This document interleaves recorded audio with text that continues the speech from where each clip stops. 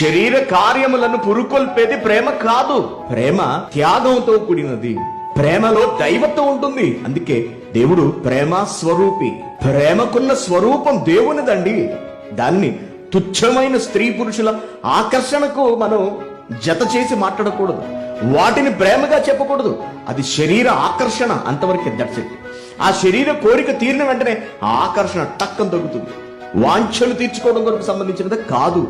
దేవుని ప్రేమ అది పవిత్రమైనది, నిష్కల్మషమైనది, గొప్పది, అది త్యాగపూరితమైనది, మనుషులను బ్రతికించేది.